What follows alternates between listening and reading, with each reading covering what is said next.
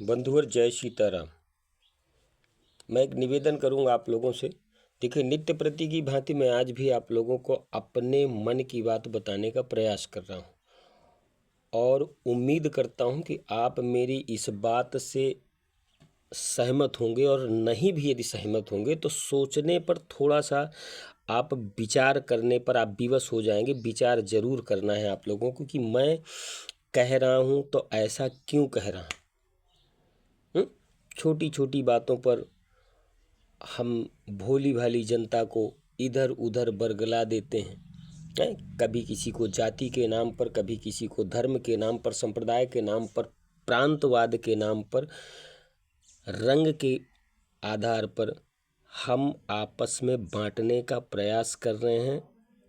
ये गलत है। यहाँ तक तो बर्दाश्त था, बर्दाश्त कर रही थी हमारी भोली भाली जनता, लेकिन आज और अब हद हो रही है। हद हो रही है क्यों?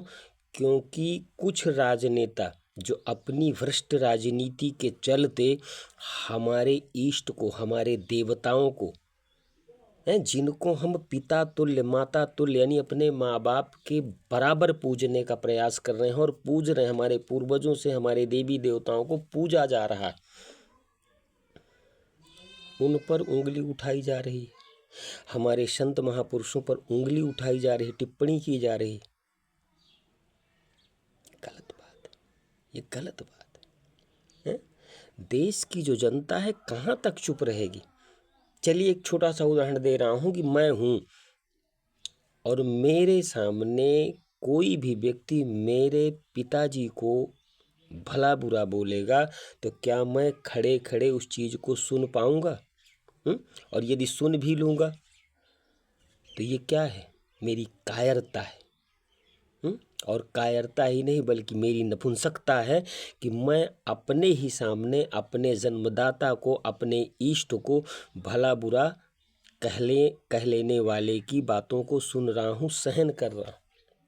ये हमारी नपुंसकता है। कायरता नहीं कहूँगा, नपुंसकता है। महोदय, मैं निवेदन करूँगा कि कानून में सभी को बराबर अधिकार दिया गया है। हमको या किसी भी भाई को इस पर ऐतराज़ नहीं है, ना होना चाहिए, लेकिन उन्हीं मौलिक अधिकारों में एक अधिकार है समता और समानता का अधिकार। तो क्या यही कानून के जो अपने आप को कानून के ठेकेदार समझते हैं, कानून के रखवाले बने घूमते हैं, तो क्या ये मौलिक अधिकार का महत्व या मतलब जानते हैं? कानून के ठेकेदार बने घूमते हैं। समता और समानता के अधिकार में पहला है मौलिक अधिकारों में कि समता और समानता का अधिकार। तो जब हर व्यक्ति को समान दर्जा मिलना चाहिए, समानता का अधिकार है, तो फिर ये आरक्षण जैसी बीमारी कहाँ से आ गई? चलो इसको भी हम लोगों ने छोड़ दिया, कोई ज़रूरी नहीं, हमको नहीं चाहिए हमको। लेकिन सामाजिक तरह से हर व्यक्ति अपनी बात रखने का अधिकारी है, लेकिन किसी की आत्मा को आघात देने के बाद हम अपनी बात को रखें, ये बुरा है, गलत है, कानूनन अपराध है। फिर तमाम ये जो दो दो पैसे के, दो दो कौड़ी के जो नेता हैं, हमारे मर्यादा पुरुषोत्तम भगवान श्री रामचंद्र जी को क्यों गलत बोलते हैं, क्यों भला बुरा बोलते हैं? बाबा गोस्वामी तुलसीदास जी के द्वारा रचित महाग्रंथ, महाकाव्य, हमारा जो धार्मिक ग्रंथ है, हम अपने माता पिता के बराबर उनको पूजते हैं, तो उन पर टिप्पणी क्यों होती है?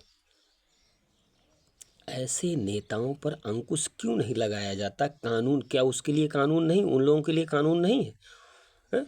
किसी गरीब के, किसी आम आदमी के बच्चे ने, किसी आम आदमी ने इस शब्द को यदि कहा होता तो तुरंत पुलिस उसके दरवाजे में पहुंचती, उसको उठा करके बंद कर देती, काम खत्म। लेकिन जब नेता किसी के विषय में अनाप शनाप बोलते हैं, उल्टा सीधा बोलते हैं, तो उनके लिए दुनिया भर का कानून बनाया जाता है कि पहले चार्जशीट बनाई जाएगी या जो भी है, पहले FIR दर्ज होगी, फिर उस पर तफ्तीश होगी, अगर वो गुनहगार पाया गया तो फिर उसको जेल में ले लिया जाएगा, फिर जेल में जाने के बाद भी VIP व्यवस्थाएं मिलेंगी, आदि इत्यादि।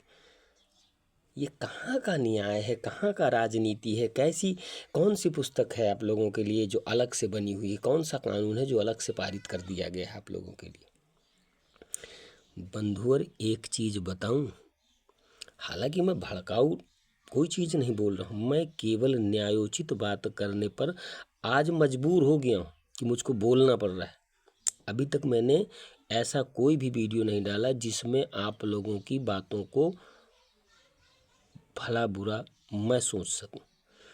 लेकिन बंधुवर, अभी अभी की एक ताज़ी घटना है, किसी बच्चे ने किसी नेता को थप्पड़ मार दिया। अब उसने मारा या भीड़ ने मारा ईश्वर जाने, मुझे नहीं पता, लेकिन सोशल मीडिया में बड़ी लंबी लंबी अफवाहें फैल रही हैं कि उस बच्चे ने उसको चांटा मार दिया, कैसे मार दिया, ये है वो है दुनिया। तब कहाँ थे आप लोग महाराज जब वो हमारे भगवान श्री रामचंद्र जी को गाली दे रहा था? तब कहाँ थे जब मर्यादा पुरुषोत्तम भगवान श्री रामचंद्र जी के चरित्रों का वर्णन करने वाले प्रभु श्री रामचंद्र जी की परम गाथा लिखने वाले संत श्री तुलसीदास जी महाराज जी के ग्रंथ को गलत साबित कर रहा था, गलत सिद्ध कर रहा था, है? थोड़ा सा हर चीज़ को सोचने के दो दृष्टिकोण होते हैं महाराज, दो दृष्टिकोण। बाबा ने यदि कोई चौपाई लिखी है तो उस समय की परिस्थितियों को मद्देनज़र करते हुए लिखा है। लिखने के बाद भी जब हमारे यहाँ मुग़लों का शासन आया, मुग़लिया सल्तनत आई, तो हमारे धर्म ग्रंथों में काफ़ी छेड़छाड़ हुई और अंग्रेज़ों के टाइम पे जो बची कुची छेड़छाड़ थी अंग्रेज़ों के टाइम पे पूरी की गई। ये बात सभी लोग जानते हैं। तो इन ग्रंथों में जो थोड़ा बहुत उतार चढ़ाव है तो आप लोग उसको इस दृष्टिकोण से क्यों नहीं सोचते हैं? व्यक्ति को व्यक्ति से बांटने की राजनीति महाराज कब तक करेंगे आप लोग? हैं? निवेदन है, सभी लोग सामंजस्य बना करके रखिए। एकता में ही सबसे बड़ी ताकत होती है, आपस में लड़ना नहीं है।